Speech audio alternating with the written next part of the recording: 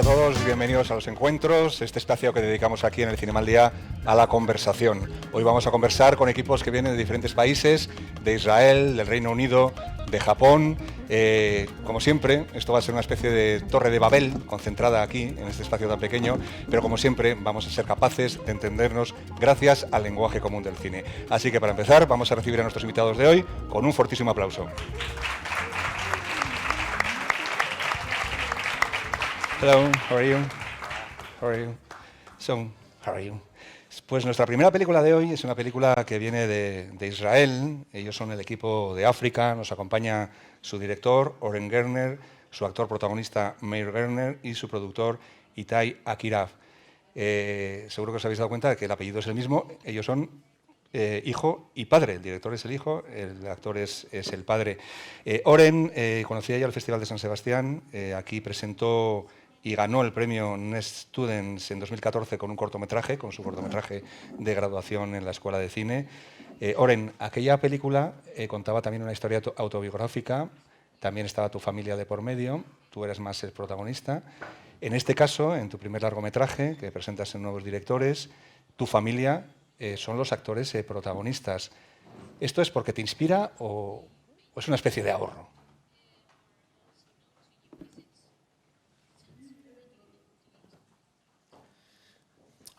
It's true, in the student film, in the graduation film, also my parents were in the main roles with myself. And now in this first feature is expansion of this language and this investigation, where this time my father is in the main role, and I took myself out of the frame. I have a little role, yeah, but now it's mostly about my father. And it's also a hybrid combination between fiction and reality or biography. Meir, ¿hasta qué punto el personaje, él dice que es una mezcla de ficción y de realidad, hasta qué punto es autobiográfico, está basado en usted mismo, o hasta qué punto ha tenido que interpretar?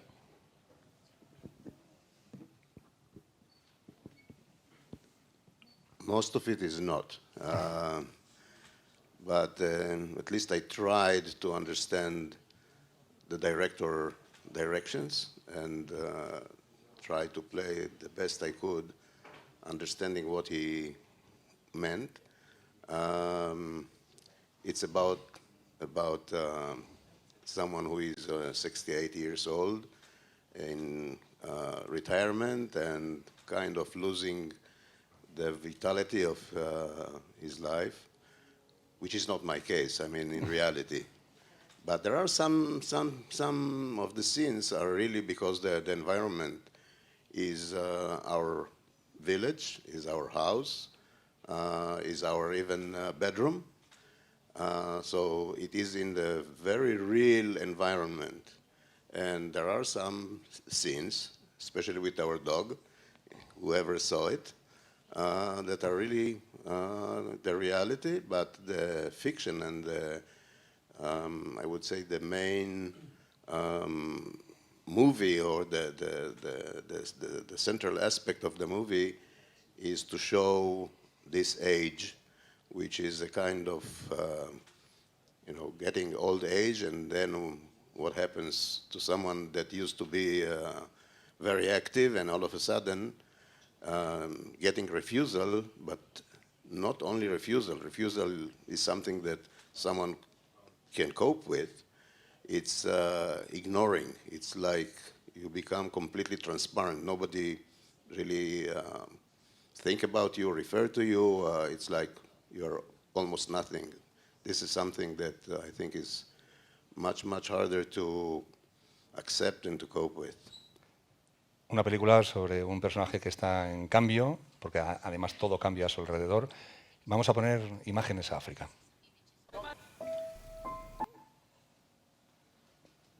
Bueno, pues parece que no tenemos las imágenes.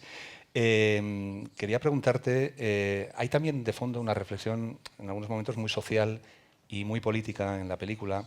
Me llama mucho la atención un poco el olvido de las nuevas generaciones, el olvido hacia las anteriores generaciones, y en ese aspecto hay una escena que me parece muy reveladora. Es una escena en la que el nieto le pregunta sobre su vida porque tiene que hacer un estudio familiar y le dice, no me cuentes muchas cosas porque para los abuelos solo reservan una línea en el trabajo, ¿no?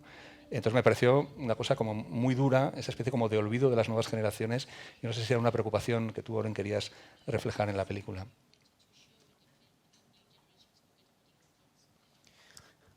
Yeah, in a way, I think that it's something which is very natural for life, that the young generation is trying to build themselves as adults, as responsible adults, and on the way they sometimes push away the older generation. But in the same time, I feel like the character of my father and in the film is not about just getting old. It's about rebellion. It's about rebellion of holding to your place and still show that you're relevant and that you're have meaning, like you're still productive and you're still like vital. And I think that there's always some kind of tension between these two generations, when one is trying to build themselves and the other one try to kind of hold to their place and show they still have a lot to give. And I think that nowadays, I think that on some cultures and in some other maybe parts of history, like there was more respect, I think, to this kind of difference of generations. Today, sometimes we forget that, so it's easier to think that the younger are smarter and have more, more to give. And it's I feel that it is something that we can, learn to do better in a way. Como decíamos, nos acompaña también el productor, Itai, y me gustaría que hablara de la parte de producción. No sé si ha sido fácil de poner en marcha esta película, no sé si es fácil ir a donde vendedores y decir, tengo un director que va a hacer una película con su padre que no es un actor profesional. Okay. It's my first feature, both of us. It's our first feature. And in Israel right now, it's not so easy to get foundation because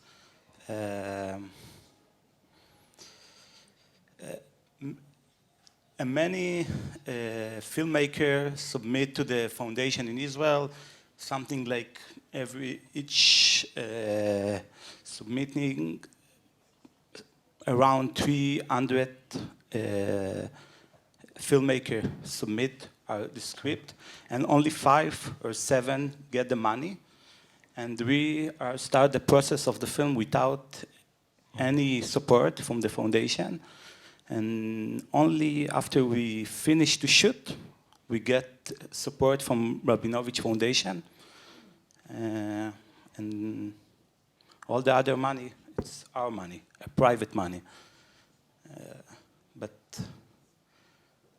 the big things is that we do the film with a lot of support from our friends. The cinematographer of the film worked with Oren long time with the graduation film, and the editor, and it's helped us a lot. Interesante. El título, África, decíamos que la película transcurre en Israel, en su casa. África viene, creo que es una alegoría, ¿no? De alguna forma. Yes, in the one hand, it's the film involves documentary images from Africa, from my parents traveling to Africa, so that's one aspect. They're real images from. Yeah, it's real images from their traveling Africa. in Africa, so it's like documentary elements. And the other one is, you can say it's allegory. It's the way I feel about Africa or about these images. It's like it represents or it captures some form of essence of life, of wild, uninhabited life. And for the character in the film, I always felt like this is something which is some element he's aspiring for. It's like this uninhabited form of wild nature, which is contradicting his situation in life, which is kind of limited and losing power. So this nature, elephants, these strong animals in nature are providing this kind of contradiction.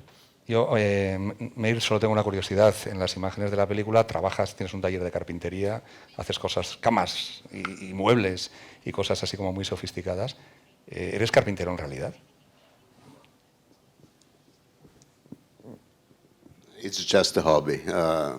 I used to be an engineer, high-tech. I founded a few companies, sold them. So I have the time to do what I like. And one of the things, I have a workshop in my backyard. And I like it very much. So it's just a hobby. And I do a lot of artworks, I would say, not so much building beds and stuff like that. By the way, this bed is not used, although it looks very nice. Bueno, pues tiene mucha maña, lo podéis ver en la película. Muchísimas gracias a los tres y esperamos que tu recorrido por el Festival de San Sebastián llegue también en el futuro y sigáis viniendo por aquí con vuestros nuevos proyectos. Muchísimas gracias a los tres. Thank you. I'm taking the mic. So thank you. Thank you. Bueno, pues nuestra siguiente parada nos lleva al Reino Unido para ver y para hablar con una película que se presenta también en la sección Nuevos Directores. Es la película Lynn plus Lucy y nos acompaña su director, Faisal Bulifa, y sus actrices Roxanne Enricho y Nicola Barley. Bueno, Faisal, este primer largometraje tuyo, tú habías hecho varios cortometrajes. Este primer largometraje tuyo creo que se basa en una noticia que leíste en el periódico. ¿Puedes comentar un poco cómo fue el arranque de la idea de esta película? Yes, I read in the media there was a story reported about a woman who was accused of being involved in the murder of her baby. She was acquitted, so she was judged to be innocent, but when she returned to her community, she was harassed anyway, and she ended up committing suicide. So it was just, it's kind of the kind of unpleasant, ugly story that you can read in the media reasonably often. But it stayed with me because I think I'm always interested in the individual versus the group, and there seemed to be something about that in this story. But it didn't really become a film idea until I imagined that woman's best friend. So that was a completely fictional character, but when I realized that the main character wasn't her, actually, it was her best friend, it started to feel like a film to me, and that was because it seemed to give the opportunity to present, to ask a lot of moral questions, and the moral position that this woman finds herself in was much more interesting, actually, than the kind of to me, was much more interesting than the kind of the reality of child abuse or this kind of thing. I didn't want to do a film about that. Las Lynn y Lucy del título son, como dice el director, dos mejores amigas que se encuentran en un dilema y que interpretan estas dos mujeres, pero bueno, antes de charlar con ella vamos a verlas en la película. All right. Thank you. Jesus Christ, Lynn and Lucy in the flesh. Cheers. So, what are you ladies up to these days then? Oh, I just had my little boy, and Lynn runs her own salon. Wow, good for you. What about you? What are you doing? I'm a estate agent.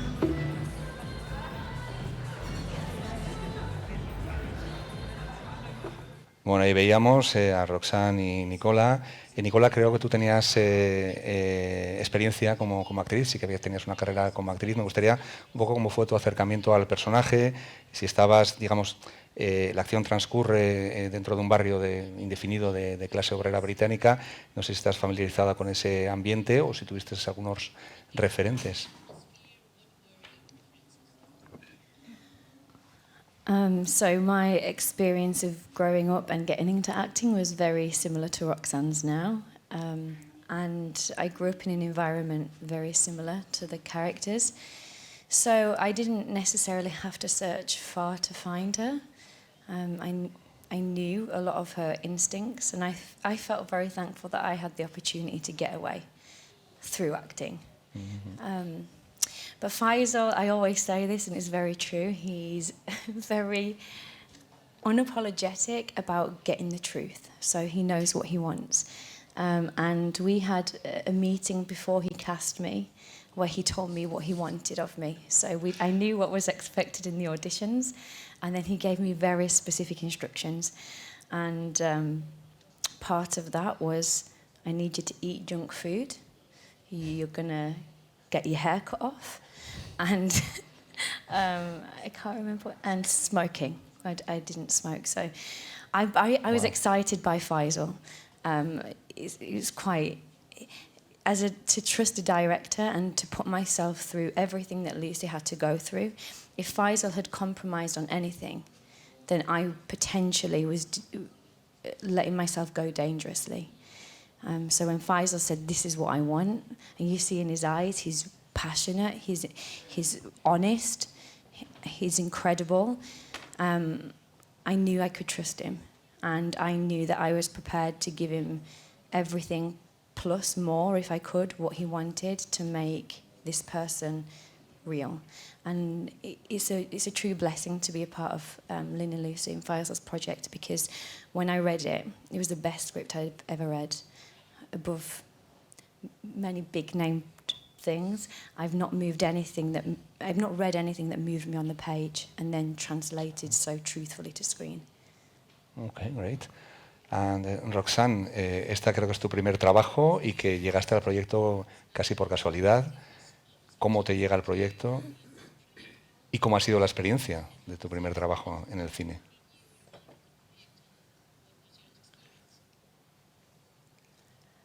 I first see an advertisement for a casting on Facebook, and then I ignored it.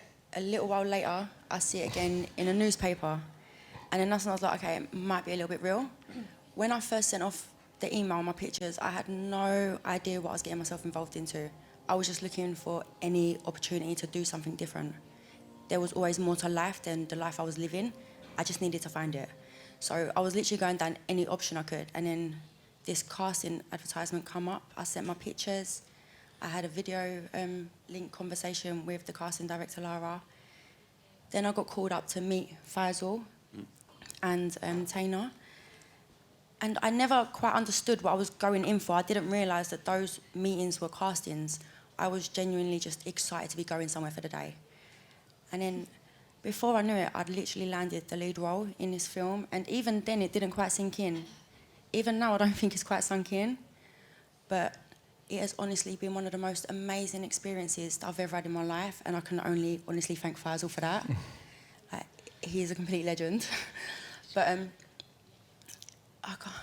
I have no words to explain it. All I need people to understand is it's amazing. Like, this whole journey from start to beginning, even though the film is so dark and it tells such a story, I felt so vulnerable in it, but at the same time I felt so elaborated. It was just amazing, every experience from start. And I don't want it to end, so I'm just going to continue this experience going forward. But it was beautiful. It was beautiful to be a part of something so amazing and to see it on screen as well, and to see the feedback from the audience, and the fact they want to ask questions. I'm just so proud of the work that between us and the rest of the cast and crew, we just made something so beautiful, and I'm going to be forever grateful that I got to be a part of it. Faisal, es una historia sobre amistad, sobre traición, sobre traicionar, decidir entre el grupo y la amistad, pero de fondo, digamos que hay un escenario que hemos visto muy habitualmente en el cine social británico. No sé si has tenido algún tipo de referencias dentro del género social o algún tipo de referencias también dentro del drama de estas dos chicas a la hora de escribir el guión y después de filmar la película. So, I was very aware of the kind of expectations and associations that we have when we talk about British social realism. And in a way, I wanted to play with those expectations in, I suppose, in quite a subtle way. But I think that, you know, the film begins and we think we know this world and we think we know this film. And I think it goes in a different direction to what you expect. And I think that that's because I think I really wanted to create this ambivalent character, and I think that a lot of the it really becomes a kind of moral story about morals and ethics and kind of power, and I think that makes it a little bit different from what we're expecting to see, in the sense, because I think much of social realism is kind of putting the individual. Often they're a victim of their environment, but this character is not necessarily a victim, or is she? I don't know. But it's. I felt like I hadn't really seen that. I hadn't seen a lot of, not recently anyway, in British social realism, that there were characters who were fully human in the sense that they were fully ambivalent, and so in that sense, I was aware in the ways it was kind of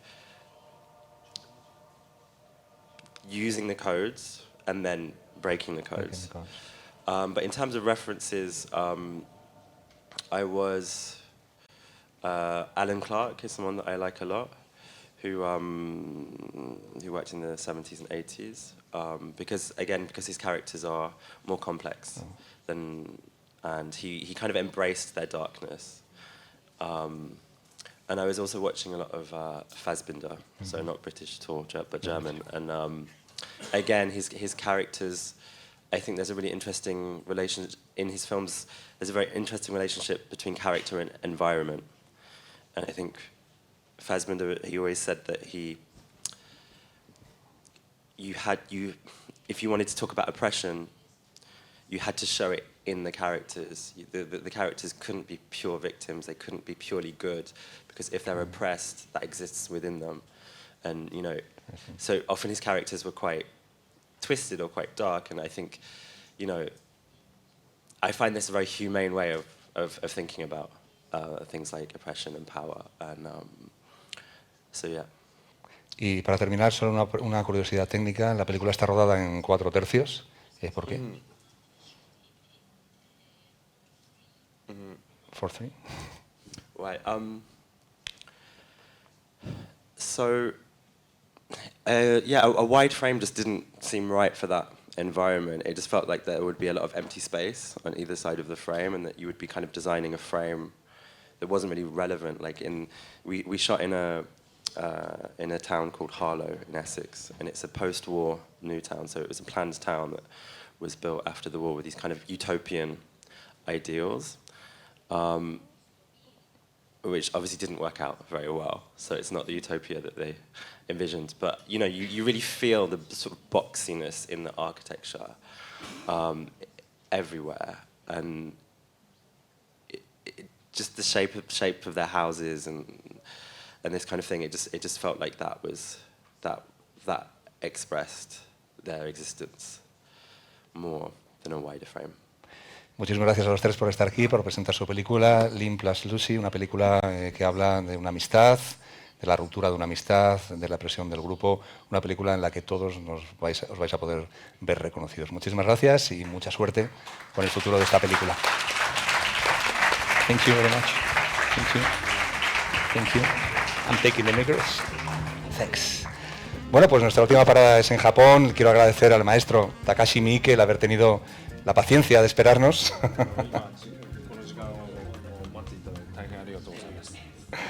Muchísimas gracias por estar aquí. Él, como digo, es Takashi Miike, un director de culto que va a presentar aquí en el festival su última película, First Love, en Zabaltegui. Él es el traductor, muchos de vosotros ya le conocéis, que nos ayuda a comprender y a que nos comprendan en japonés. 通訳として務めさせていただいて、今回監督がファーストラブをこちらの方で上映するということで来ていただきました。ありがとうございます。Señor Miike, la película no se ha presentado todavía en el festival. ¿Qué pueden esperar, por un lado, aquellos seguidores suyos y por otro, aquellos espectadores que no estén muy familiarizados con su estilo y con su obra? 三池監督、三池さんのファンである方たちと、あとファンでない方たちに対して、今回の作品の見るところ、どこがクローズアップしたアプローチのポイントになりますかっていう質問です。どこを見てほしい？とんでもない悪いことをする大人たちに立ち向かう子犬がいて、そして新しい恋が生まれるっていう、あってもなくてもいいようなお話なんだけど。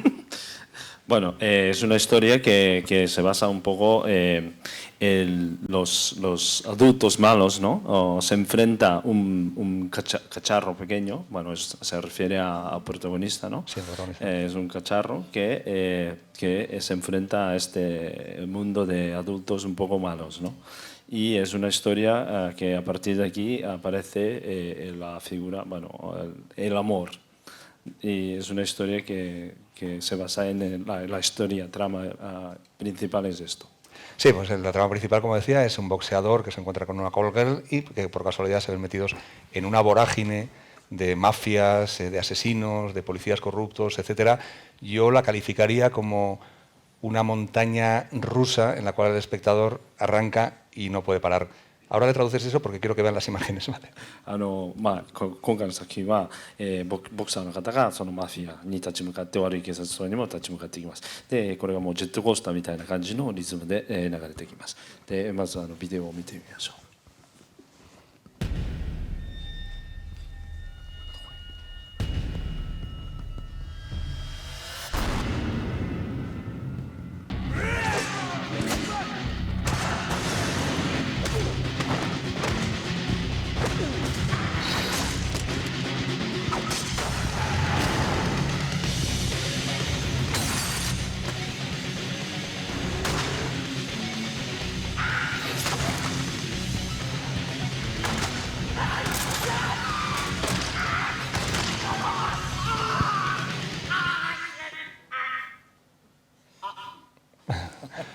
Bueno, como ves, es una película intimista, ¿no? ちょっと多分この伝統ある映画祭向きじゃないね。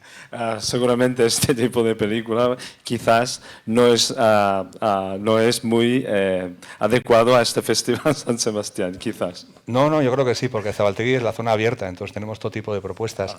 またこちらで上映するセクションっていうのがまた違う、そういういろんなジャンルのものを紹介しているので多分大丈夫だと思います。Usted lleva una carrera que empezó hace bastantes años, empezó haciendo películas de poco presupuesto directamente al vídeo y con los años se ha ido transformando en un director de culto. Quería saber si ahora, en este tipo de películas de un presupuesto mucho mayor, tiene la misma libertad que tenía cuando hacía esas películas más pequeñas. 昔、監督として始められた時に、低予算の作品とかをやり始められたと思うんですけど、でもカルトの監督ということで、なってますけど、今その予算が例えば大きい予算のもの作品を作るにあたり、そういう昔のようにそういう自由さっていうのはまだあるんでしょうか。少しずつ自分たちのやりたいことを守りながら、前進してきたので、その自由さっていうのはむしろ広がっているっていうふうに感じますね。A lo largo de su carrera profesional ha intentado siempre mantener su identidad, ¿no? Dentro de sus proyectos y de hecho ha ido trabajando esto de tener un poco de libertad y por esa razón ahora con estos proyectos con presupuestos más altos, elevados, tiene una cierta libertad porque ha sabido mantener esta libertad. A la hora de definir la película, yo cuando la estaba viendo decía, esto es una película de acción, es una comedia, probablemente sean las dos cosas. ¿Usted cree que si no hubiera toques de humor en sus películas se podría soportar en algunas escenas que son muy violentas si no hubiera un acercamiento más o menos humorístico? こちらの映画を見させていただいて、アクションコメディだなと思いましたと。で、例えばこちらの作品とかで、三池さんの作品にそのユーモアコメディの要素がないとアクション映画だけになるわけですけど、そうすると観客の方たちはちょっと見づらいことになるんでしょうか。そうただ、映画の中に笑いが生まれてくるかどうかっていうのはその役、その我々が生み出す俳優役、台本上の役のキャラクター、それに役者が加わって我々が作り上げる人間、これが笑いを生み出すであって、自分としてはこれがコメディになるのか、ただの陰湿なバイオレンスになってしまうのかっていうのは、作ってみないとわからないことがあると思うんだけど、でも、人間が一生懸命何かギリギリのところで頑張っている悪いやつらの姿っていうのは基本的には人間らしくて笑えるっていうことだと。Vale, para él el toque humorístico son, por ejemplo, los personajes malos también viven al límite, a su límite, ¿no? Y entonces esto consigue estos personajes que sea un poco de humor, ¿no? De comedia. Las personas que ellos, los creadores de las películas, ponen elemento de humor cuando escriben el guión y también cuando hablan con los actores. Y la manera que tienen de trabajar es hablando con los actores y con el guión, cómo se puede reflejar el elemento humorístico. Después de la presentación de la película en otros festivales, ha habido críticas que dicen que esta es su película quizás más comercial. ¿Está usted de acuerdo? 他の大サイトとかで多分上映されてますよね。で、こちらの作品がちょっとなんですか、コマーシャルな的な作品じゃないかという評価を受けていますと。で、それに対しての評価に対してどう思われますか。いや、別に評価はお客さんが下すものなんで、そう感じる方にはそう。Vale, a él le da un poco, no le da igual, sino que es una opinión respetable que de la gente que ven sus obras, sus proyectos, que es muy respetable que opinen de esta forma. O sea que, que si piensan así, que adelante. Tenemos con nosotros a dos nuevos directores aquí sentados en la mesa. Usted estudió en la Escuela de Cine de Shoei Imamura y empezó a hacer cine siendo muy joven. No sé si tendría algún consejo para nuevos directores que empiezan. こちらの方に若い監督さんたちがおられますけど、で、三池さんは今村さんのスクール、学校で映画を勉強されたと思うんですけど、彼たちにとってのなんかそういうサジェスチョンとか、はい、こうやってやった方がいいよとか、そういったなんかありますか。いや、僕は今村翔平っていうその、素晴らしい才能を持った監督の学校行っただけじゃなくて現場に助監督としてついて教わったのは、決して俺の真似をしたい、憧れて俺の真似をしても無駄だよっていう、ただ俺に作れないものはお前には作れるはずだっていう言葉ではなくて彼の作る姿勢から教えてもらって、やっぱり何か憧れて、やっぱり映画監督っていうのはやっぱり映画監督に対する憧れ、人からさっきの話じゃないけど人からそういう人に思われたい、そういうふうに尊敬を集めたいっていう自分の欲みたいなもの、それは映画にとって不純物じゃない、そういうことを今村さんから教えてもらったので、もうぜひもうやりたいように作りたいものを作っていっていい。Vale, de lo que ha aprendido Shohei Imamura, que aparte de la escuela de cine, también ha trabajado como director asistente con Imamura, ¿no? Y lo que ha aprendido él es que no hay que copiar lo que hace él, sino que tener un poco de originalidad para crear lo propio, tu estilo, ¿no? Y no le ha enseñado con palabras, sino con posturas, su manera de hacer, ¿no? Entonces, él a los nuevos directores diría lo mismo, que hagan lo que les apetezca. Apuntado queda. Y para terminar, usted tiene una carrera muy prolífica, no sé si ahora mismo está... bueno, creo que esta es su película número 90, he leído por ahí porque no he podido contar los títulos. Y no sé qué proyectos tiene. この作品は90本目ぐらいなんですか？質問。多分100本超えてる。Sí, es más de 100. Más de 100. Sí. で、今現在やっているプロジェクトっていうのは。今一番興味を持ってやっているのが、若い監督たちを集めて一緒にテレビシリーズを作って日本のそれがネットドラマでもなく地上波放送するもので、日曜の朝に放送する女の子3歳から6歳の幼児に向けた女の子に向けた、実写のドラマをやっていて、それでは、暴力を否定する歌とダンスで汚れた心を大人の心を浄化して子供の心に戻すっていう、そういうなんか今自分に必要なものを自分で作ってる感じ。Vale, un proyecto que está inmensamente abocado o que tiene mucho interés es aglutinar a nuevos directores y están creando una serie televisiva que van a emitir los domingos por la mañana enfocado como público objetivo de niños de 3 a 6 años. Y que no hay nada de violencia, nada, que los personajes se basan en cantar y bailar. Este proyecto es el que está muy entregado en este momento. Bueno, pues nos quedamos con ese titular. Muchísimas gracias, señor Miki, arigato. Muchísimas gracias a vosotros también por estar aquí hoy. Y mañana volvemos aquí a seguir hablando de cine, que es lo que más nos gusta. Hasta mañana. Arigato.